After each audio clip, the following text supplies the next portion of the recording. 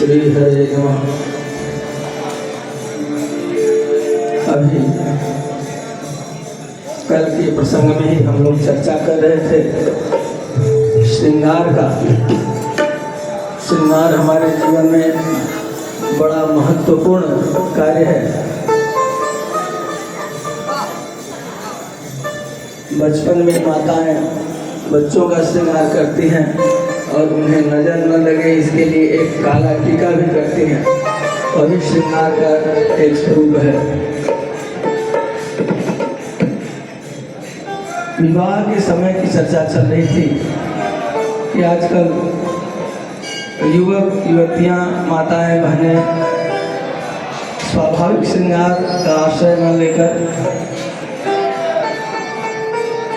उसको क्या कहते हैं, ब्यूटी पार्लर, ऐसे स्थानों का उपयोग हो रहा है जो हमारी सभ्यता और संस्कृति को विकृत करने वाला है।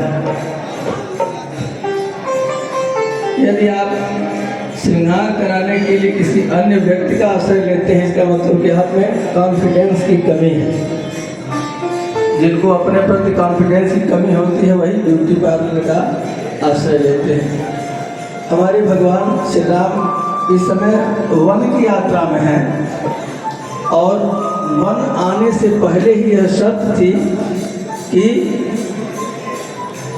14 वर्ष राम वनवासी विशेष उदासी तापस वेश विशेष उदासी तपस्वी का भेष होना चाहिए और बिल्कुल उदासीन होना चाहिए, अर्थात राग रंग श्रृंगार आदि से बिल्कुल विरत होना चाहिए। और ऐसे राम हमारे जब वन प्रदेश से गुजरते हैं तो गोस्वामी जी लिखते हैं कि कोटि मनोज लजावन हारे,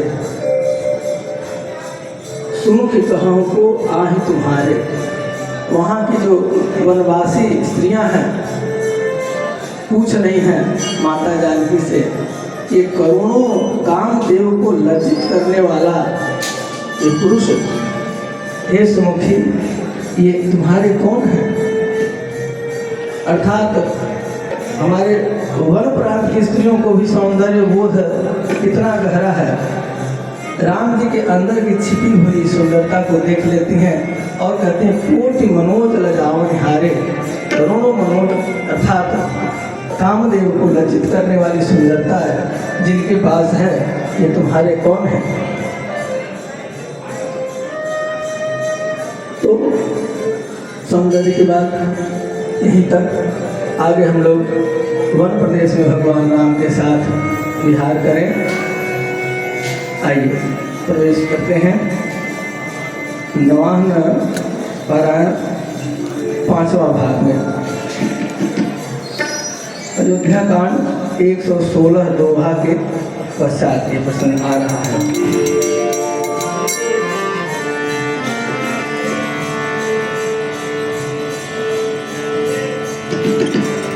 मंगल भवन अमंगल हारी, जवहूँ सुदशरथ अतिर बिहारी।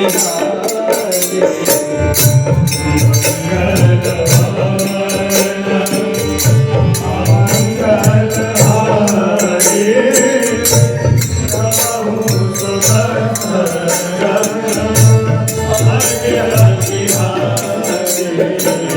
कोटि मनोज लजा बनिहारे सुनती कहाऊं को आई तुम्हारे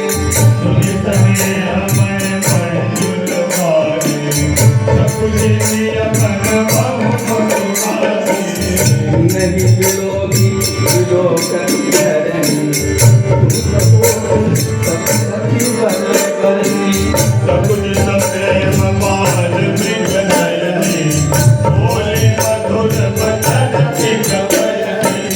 सहज सुभाय सुभग तन मोरे नाम लखन लघुरे वर